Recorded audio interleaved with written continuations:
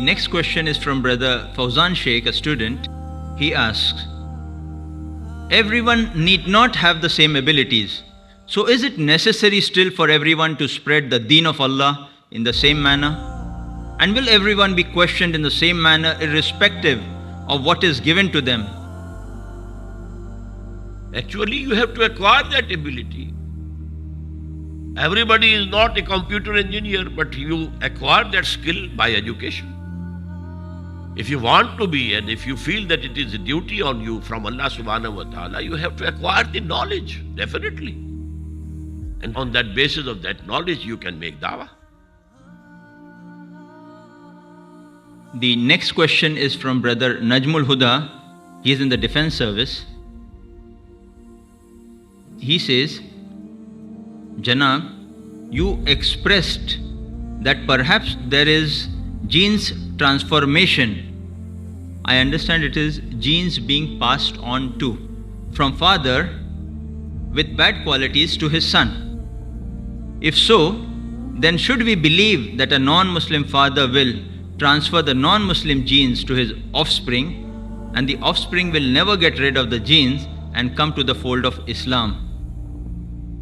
Actually, the religion which you adopt or which you follow is an acquired character, not genetic.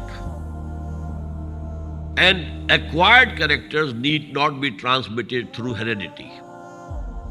Rather, this is the main criticism on Darwinian theory of evolution. Because acquired characters, it has been proved, cannot be transmitted. So these thoughts, these ideas, they are not genetic. They are voluntary.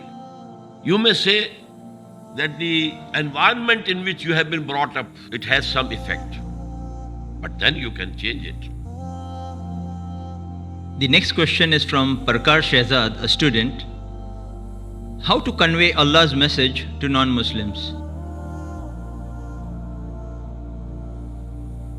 The message of Quran can be conveyed just as Marx, his book and his philosophy, but that was propagated in India and so many people accepted communism.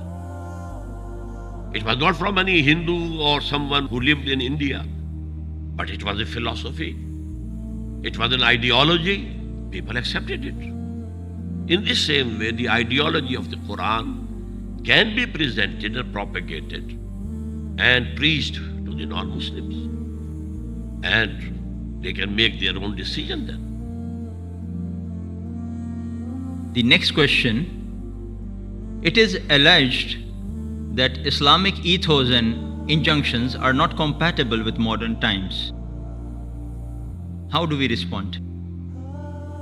I have not found anything Islamic which cannot be implemented today. My study of Quran and Islam doesn't give me any clue to any such thing that is incompatible. A Muslimah who's a homemaker asks, can we keep a revert sister at our home in such circumstances knowing that we have men who are na-mahram to her? You can keep her at your home, but she should not come face to face with the na-mahram people.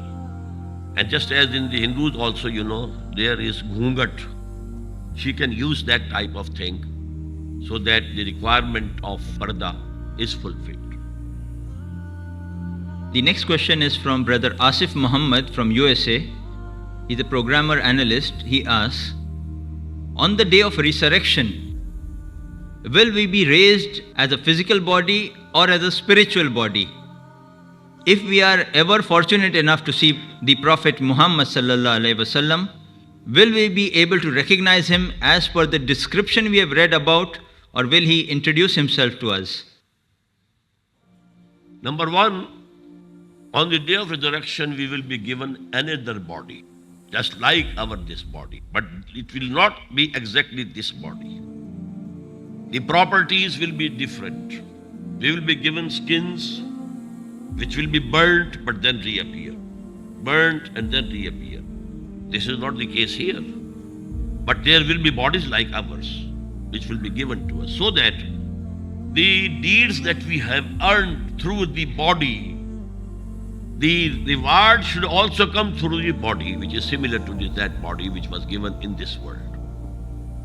As for the recognition of the Prophet ﷺ, I think it will be the inner eye of our spirit that will recognize him.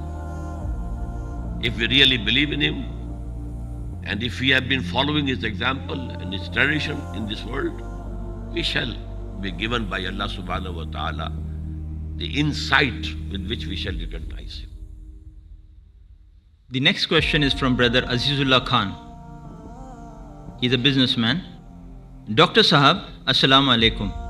You said that in order to understand the Quran, one must learn Arabic and should not depend on translations or explanations of the Quran of others. But there is a danger of being misled or misguided because a person's knowledge depends on many factors like his past experience, his psychological makeup, and his intellectual level. Could you please explain that in context? Actually, two things are different: understanding and inspiration. Translation will never be able to inspire you. It will give you the content. So actually, if you don't know Arabic, till such time that you get so much knowledge of Arabic that you can understand Quran directly, you read translations. But number one, never have only one translation before you. Because every interpreter or every translator has his own angle of view. You know, this table, this is one thing, but in my retina, its picture is something else. And in your retina, the picture is something else. Angle of view, you are seeing from that side, I'm seeing it from this side.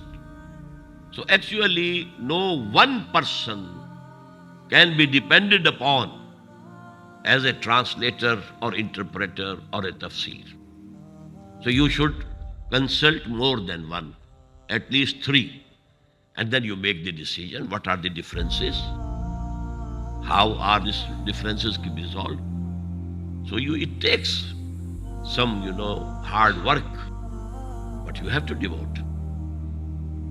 Jazakallah khair, Dr. Saab. We thank Allah subhanahu wa ta'ala for making this program possible for all of us today. On behalf of the Islamic Research Foundation, I would like to thank Dr. Israr Ahmad Saab for his realistic insight on the topic before all of us. I would like to thank our enthusiastic and earnest audience for the patient listening, and all our volunteers and people who made the organizing of this program and the recording of this program in such a organized way possible. Jazakumullah khairan. Assalamu alaikum wa rahmatullahi wa barakatuhu.